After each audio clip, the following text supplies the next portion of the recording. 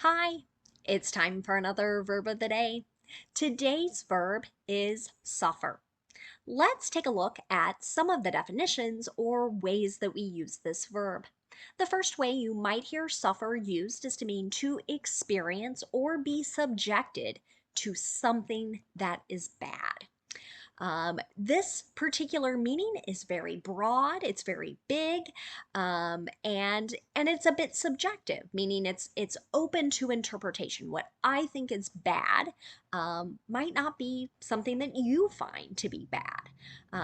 When I think of this particular definition, I sometimes think about my classes, and I wonder if students feel as though they are suffering through a particular topic or subject or maybe the entire semester.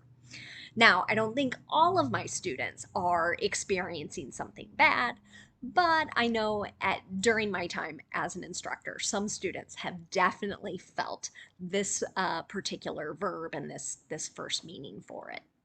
A second way you might hear suffer used is to mean to be affected by an illness. Um, you may have heard or read reports of people suffering from COVID-19, right? That ties into the second definition very well, unfortunately. A third way to use the verb suffer is to mean to become or to appear worse in quality. I've got an example sentence a little later that I think will tie into this really nicely. A fourth way you might hear suffer used is to mean to tolerate something. So it kind of means that someone is going along with something that is unpleasant, but they continue on. You should know that suffer is a regular verb. To make the progressive tense, we're just going to add ing to form suffering. The past tense and participle forms of this verb are made by adding ed. Our base verb, suffer, ends in an voiced R sound. So our past tense ending is going to make a D sound. Suffered, suffered. Okay. Now let's take a look at a few phrasal verbs you might hear with suffer. The first is suffer from. This can have a couple different meanings. One might be, uh, really ties back to that second definition we looked at, having some type of illness or even maybe an injury. An example of this could be, he suffered from cancer when he was a child, right? So he had this particular type of illness or disease. A second way to use suffer from is to mean to be forced to endure some negative condition. An example of that might be, this area suffers from frequent floods, right? So this is where water comes out of a generally accepted river, lake, some other sort of contained area, and is maybe going into roads, homes, businesses, etc. Okay, so that's the negative condition, having water in a place that you really don't plan for it. A third or a second phrasal verb is suffer under. This particular phrasal verb means to be forced to live with oppression, brutality, or some other harshly negative condition. Sometimes I've encountered this particular phrasal verb in discussions about politics, in recounting portions of history, and I had that in mind when I wrote this example question. Did citizens suffer under that queen's rule? So were people in this country or kingdom forced to live with oppression, brutality, or some other sort of negative condition? Now let's continue using our verb of the day, suffer, in a couple different verb tenses. Today we'll practice the simple past tense and the present perfect. Let's start with the simple past tense. You might remember that we use this verb tense to describe an action that was completed at some known time in the past. Now, in many sentences, you will see time signals, words like yesterday, last week, maybe a specific date in the past. And that can be a great sign. Oh, this is a known point in the past. However, sometimes the known point in the past is implied as part of conversation or as part of a longer text, like a paragraph or a story. To make the simple past tense in the affirmative, all we need to do is use that ed form of the verb. This is true no matter what our subject is. You can see that in this example. His work suffered while his wife was in the hospital. Okay. This particular sentence is tying back to that third definition where we were talking about kind of the quality of something going down, right? So he wasn't able to work as well or produce the quantity of work because his mind was other places, right? This person was probably very concerned and constantly thinking about his wife. Now, if you want to make a negative sentence in the simple past tense, use did not and then the base verb. So notice no ed here in the negative.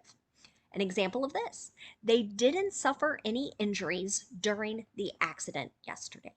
Okay, so this could be referring to a number of different things. Maybe it's a car accident, but again, sort of implying there wasn't a bad condition or something negative that resulted from this. If you want to ask a yes or no question in the simple past tense, start with did, then you'll have your subject, and then the base verb. So again, notice no ed here in our yes or no question. An example, did she suffer a heart attack? Okay, so that's really tying back to that second definition regarding illness or injury. Now let's take a look at the present perfect. We can use this verb tense to describe an action that started in the past and it continues into the present, or we might use it to describe something that occurred in the past but at an unknown time. Sometimes in my class, I'll refer to this as the indefinite past tense. To make a present perfect sentence in the affirmative, you're going to use either have or has, depending on what the subject is, and then we use the participle form of the verb. And since suffer is a regular verb, the participle form is the same as the past tense. We can look here at an affirmative example. You've suffered from headaches for many years, right? So we know this is an action. It started in the past, and unfortunately, it's continuing into the present. If you want to make a negative present perfect sentence, again, start with have or has, depending on what your subject is. If your subject is I, you, we, or they, you'll use have. Or if your subject is he, she, or it, use has. Okay, so have or has is our first. Then we're going to use not, and then the participle form of the verb. Now, some speakers and writers will combine has not or have not into contractions like hasn't or haven't. It's perfectly okay. I've had many students in the past tell me that feels more difficult to say. So you don't have to do it. I just like to point it out when you're listening, right? So that you're aware of these slightly different sounding words. An example of a negative present perfect sentence would be the business hasn't suffered during the pandemic, right? And unfortunately, that pandemic is still continuing. Let's look now at making a present perfect yes or no question. To do this, we're going to start with have or has.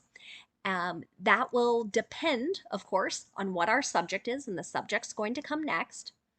Then we'll use the participle form of the verb. You can see that in the example. Has the relationship suffered since he moved? Right? So we know, right, kind of the starting point here. Somebody in this couple or moved, right? And now we want to know, has the quality of the relationship, has it gone down? So again, kind of back to that third meaning of our verb suffer. Now, let's spend a few minutes looking at some words that are related to our verb suffer. The first word you might hear is the noun form suffering. This will also look like the progressive form, and you're right, but it can also be used as a gerund. That's our noun form here. When someone uses suffering as a noun, they are referring to the state of undergoing pain, distress, or some kind of hardship, right? So, all of these things, pain, distress, hardship, really negative things, right, have kind of a difficult connotation to them. Okay. An example of this might be many medical professionals have struggled watching the suffering of so many patients.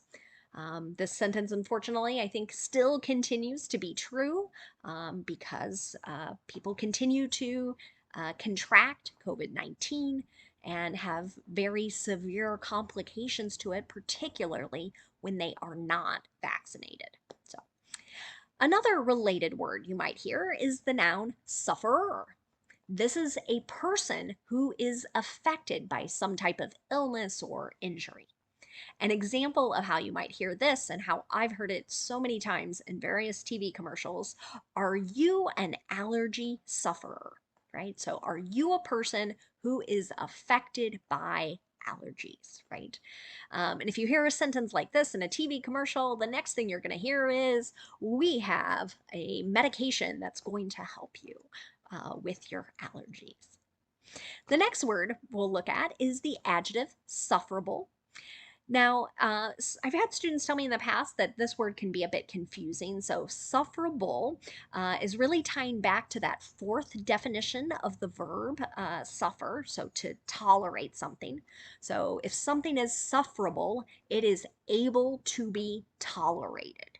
Okay. An example of this, I might ask my students, was the lecture sufferable? Could you tolerate it? Could you deal with it and kind of put up with it? Now we have the opposite of that, another adjective here, but I've added the prefix in, and this commonly means not or the opposite. And this adjective is generally used two different ways. One is too extreme to be tolerated, right? So it kind of means I can't tolerate something. An example of this, the heat was insufferable for an entire week in August. So this might mean I wasn't able to go outside. It was just too much. I felt sick if I was out in that heat. A second way you might hear insufferable used is to mean someone is showing unbearable arrogance. Arrogance might be a new word. Really, it means someone thinks they are superior, they are the best, the smartest, etc. Okay, so an example of this might be, he has always found his boss to be an insufferable critic. Right? So maybe the boss is saying, you made mistakes, this is wrong, but can never say, like, oh, I made a mistake. Okay.